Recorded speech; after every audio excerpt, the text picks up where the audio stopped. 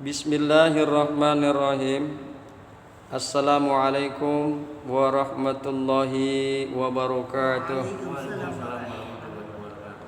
Alhamdulillah, pagi hari ini kita bisa berjumpa kembali dalam rangka melanjutkan taklim kita. Insyaallah taklim yang kita adakan tiap pagi mudah-mudahan bermanfaat bagi kita semua. Amin ya rabbal alamin. Di dalam kitabnya dikemukakan Bismillahirrahmanirrahim.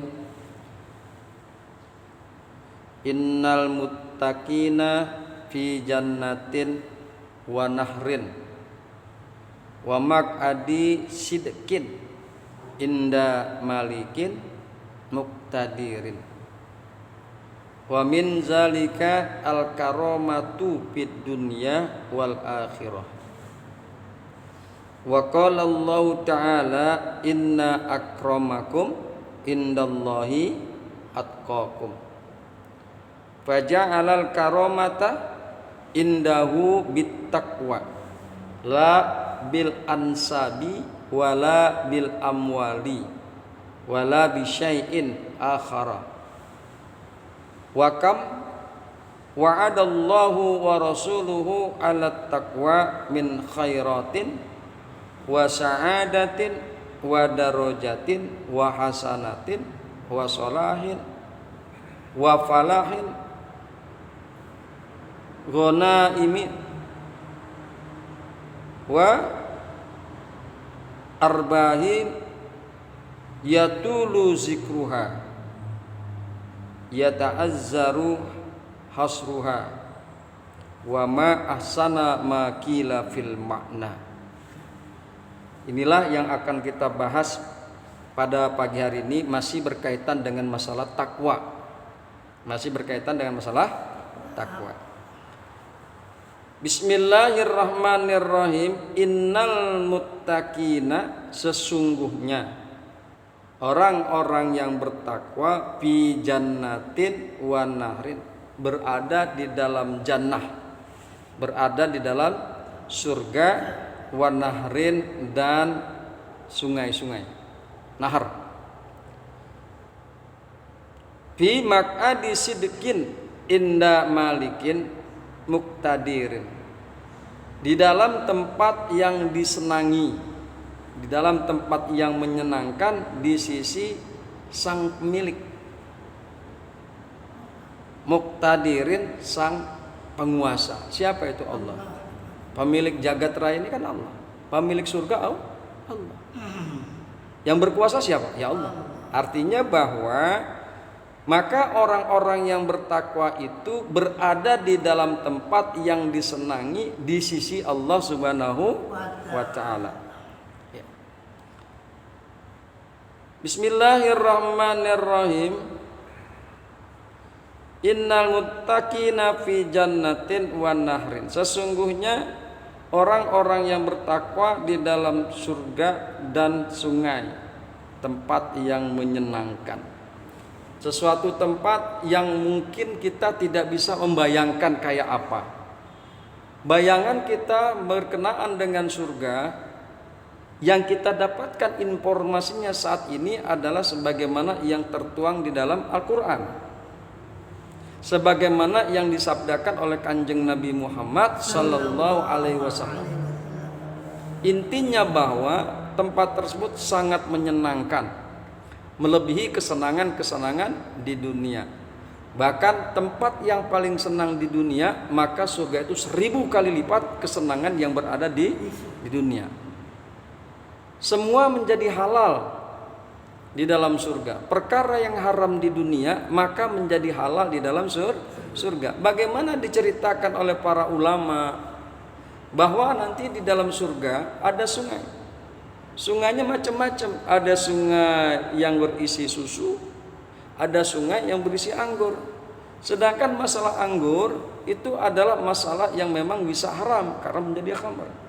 Tetapi di surga itu menjadi halal semua. Itu menjadi halal. Perkara yang haram bisa menjadi halal. Asbab semua karena izin Allah Subhanahu wa ta'ala. Intinya bahwa tempat tersebut sangat menyenangkan, yang kesenangannya mungkin tidak bisa dibayangkan, dan yang demikian itu tidak lain dan tidak bukan untuk orang-orang yang bertakwa. Wa min zalika al-karamatu fid dunya wal akhirah. Dan di antara dan daripada yang demikian itu kemuliaan untuk orang bertakwa, keutamaan bagi orang yang bertakwa. Wa min zalika al-karamatu fid dunya, yaitu kemuliaan di dunia, wal akhirah, dan kemuliaan di akhirat. Orang-orang bertakwa itu pasti mendapatkan itu. Ini sudah janji Allah, al-karamatu fid dunya wal akhirah. Hadirin yang berbahagia, hamba-hamba Allah yang mudah-mudahan selalu dirahmati oleh Allah Subhanahu wa taala. Definisi takwa saja yang paling gampang diingat, imtisalul awamiri wajtinabun nawahi.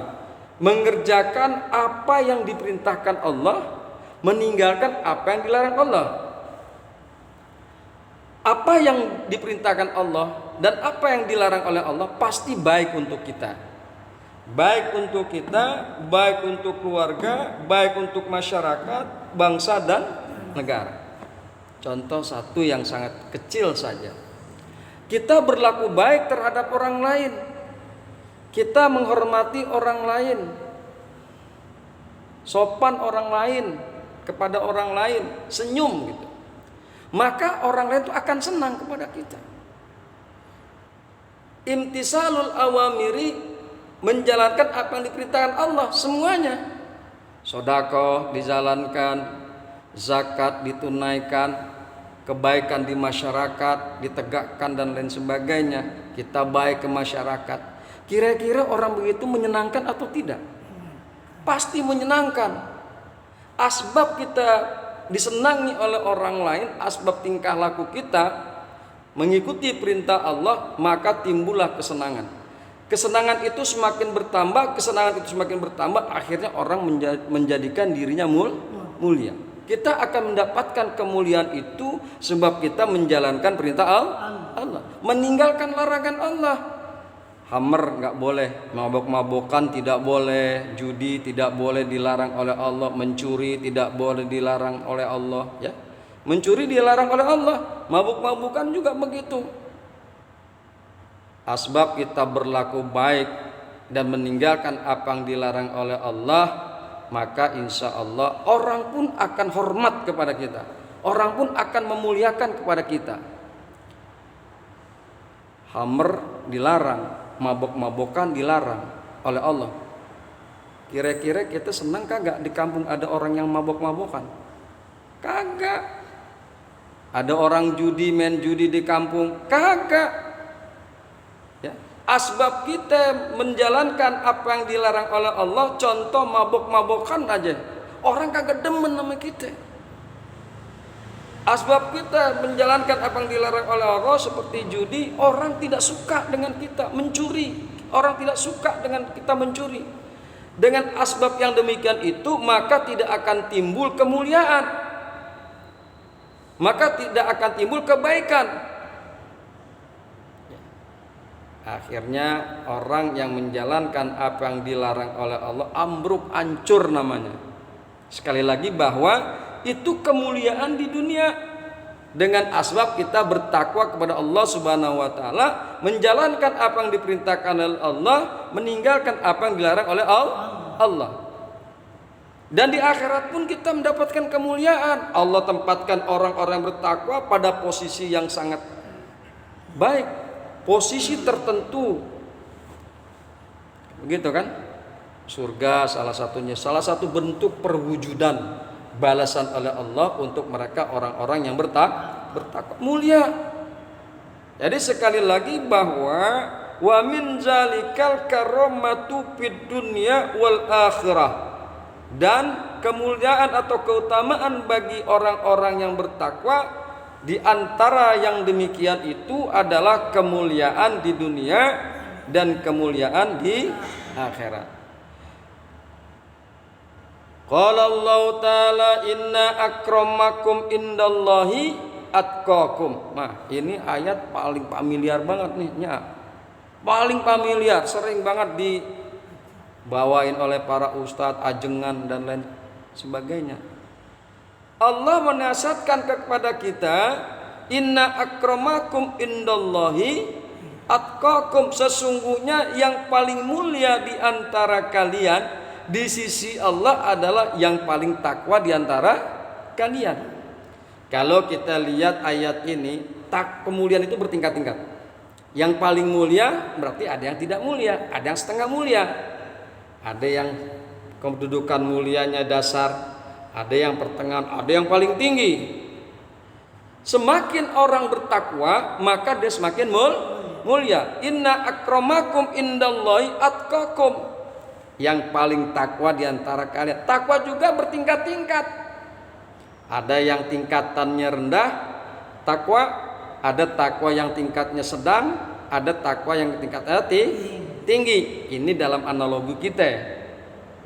Masalah tingkatan itu hanya Allah yang tahu. Intinya bahwa orang yang paling bertakwa, maka dia yang paling mulia di sisi Allah. Inna akramakum indallahi atqakum, sesungguhnya yang paling mulia di antara kalian di sisi Allah adalah orang yang paling bertakwa. Faja'alal karamata indahu bittaqwa la bil ansabi wala bil amwali wala bisyai'in akhara.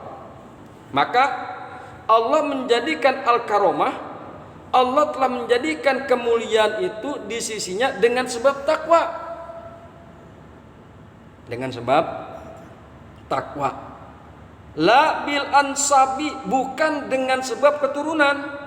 Wala bil amwali, bukan dengan sebab amwal, harta benda. Wala bisain, dan bukan dengan sebab yang lainnya. Jadi kemuliaan itu takwa, bukan karena keturunan. Berapa banyak orang yang memiliki keturunan mulia, keturunan baik, tapi nggak mendapatkan kemuliaan. Berapa banyak orang-orang yang memiliki kehormatan yang sangat luar biasa di masyarakat, ya, berapa banyak? Banyak, artinya banyak sekali, tetapi keturunannya tidak mulia. Jujur saja, anak kiai juga banyak yang tukang mabok. Mohon maaf ya, ini mohon maaf, sok we ningali, sok pasti aya we. Padahal orang tuanya memiliki kemuliaan, ajengan. Atuh kitu teh budak teh saha eta anak kiai si anu, ajengan anu. Banyak orang-orang yang terpandang, keluarganya terpandang, tapi keturunannya tidak mulia karena korupsi. Sok we lihat anak siapa?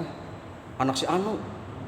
Atau ada di televisi pakai jaket orange di pengadilan, masuk ke Cipinang. Banyak. Jadi sekali lagi bahwa kemuliaan itu bukan didapatkan karena keturunan, karena nasab, bukan. Kemuliaan itu didapatkan karena ketakwaan, juga bukan disebabkan karena harta benda.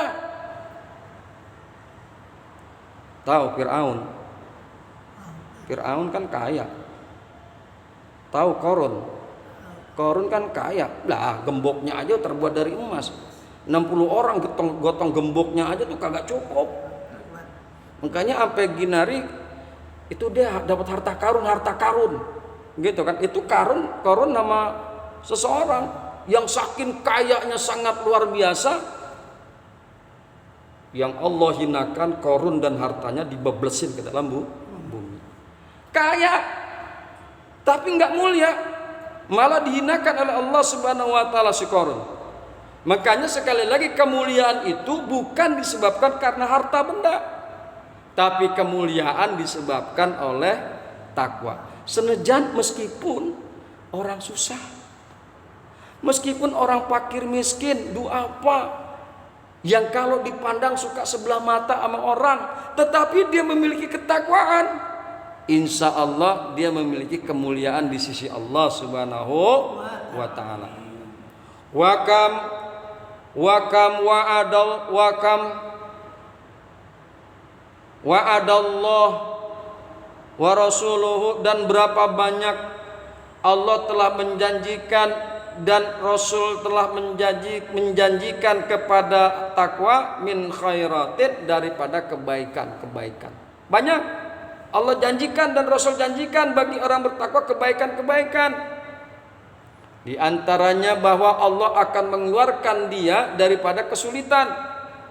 Allah akan berikan dia rizki min haitsu la yahtasib. Itu kan kebaikan semua dan lain sebagainya. Wasa'adatin, dan sa'adat yaitu kebahagiaan. Tadi tuh contohnya kemuliaan di dunia dan akhirat, itu kan kebahagiaan. Itu kan kebahagiaan. Siapa sih yang kagak senang menduduki kedudukan yang mulia? Pasti senang. Nah, untuk mendapatkan kebahagiaan itu maka melalui takwa. Wa darajatin, dan derajat yang tinggi. Ya, di masyarakat kita bawaannya segen, hormat sama orang yang takwa. Ningali we di lembur, di daerah-daerah, aduh kiai teh mah meni dihormat-hormat, emang kedudukannya mulia. Kiai mah kan orang bertakwa. Ya, kan gitu. So, lihat segala semua ditanyain ke kiai, ditaroskeun di kiai kumaha ieu kiai teh budak hoyong nikah teh. Pasti ditanyain. Karena apa? Karena kiai itu memiliki kedudukan yang mulia. Kenapa dia memiliki kedudukan yang mulia? Karena dia orang bertakwa. Karena dia itulah, maka karena sebab ketakwaannya seseorang, Allah meninggikan derajat orang tersebut. Wa hasanatin wa solahin, dan juga Allah telah janjikan, Rasul telah janjikan kemaslahatan bagi orang yang bertakwa, wa falahin, dan keuntungan yang sangat luar biasa. Wa arbahin, dan juga laba. Yatulu zikruha, yang panjang lebar penyebutannya. Hadirin yang berbahagia, hamba-hamba Allah yang beriman, begitu banyak keutamaan, begitu banyak keuntungan yang Allah telah janjikan kepada orang yang bertakwa, dan juga Rasulullah telah janjikan. Pegang tuh, pegang. Jadilah kita ini orang-orang yang bertakwa. Imtisalul awamiri wajtinabun nawahi. Pegang. Insya Allah dengan asbab kita menjalankan segala perintah Allah, yaitu imtisalil awamiri, dan menjauhkan larangan Allah, insya Allah kita menjadi orang yang bertakwa. Insya Allah kita mendapatkan kemuliaan, kebahagiaan baik di dunia maupun di akhirat. Demikian yang bisa kita kaji pada pagi hari ini, mudah-mudahan bermanfaat. Amin ya rabbal alamin. Hadanallah wa iyyakum ajmain. Assalamualaikum warahmatullahi wabarakatuh. Waalaikumsalam.